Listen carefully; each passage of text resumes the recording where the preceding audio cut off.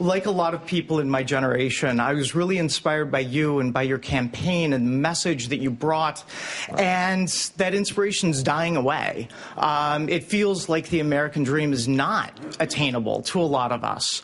And what I'm really hoping to hear from you is several concrete steps that you're going to take moving forward that will be able to reignite my generation, reignite the youth who are beset by student loans. And I really want to know, is the American dream dead for me? Absolutely not. Look, we still have the best universities in the world. We've got the most dynamic private sector in the world. We've got the most productive workers in the world. There is not a country in the world that would not want to change places with us. For all the problems that we've got, as tough as things are right now, we are still the country that billions of people around the world look to and aspire to.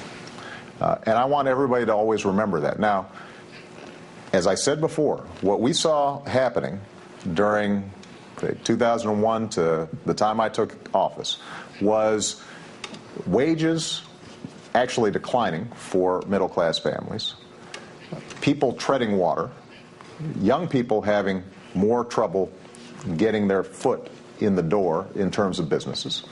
And so we are now having to go back to the fundamentals that made America great. And that means we've got to improve our education system. That means that we have to make sure that our markets are working in a way that is good for a broad base of people and not just a narrow base of people. It means that, let's say you use the example of student loans. One of the things that I just mentioned is that we put billions of dollars more into student loans. This was paid for now. We took this out of financial service industries that were getting essentially unjustified subsidies. They're now going to students so that your debt would be lower. And by the way, part of that law also capped your debt at 10% of your income so that you knew that you could actually afford to take out this debt and pay for it even if you had a modest salary. So we are taking these steps, but the most important thing we can do right now is to grow our economy. That's the single most important thing that we can do.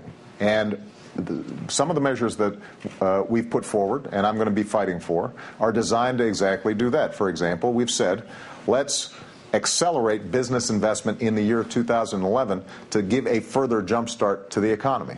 That's something that, by the way, doesn't add to the deficit necessarily in long term, because this is depreciation that could be taken in the out years. We're just saying, you invest now, you can take it now. And that gives businesses incentives to do it. We want to give tax breaks to companies that are investing in research and development here in the United States, because the key to our long-term growth is technology and innovation. And if we can get more of those investments here, that's going to improve.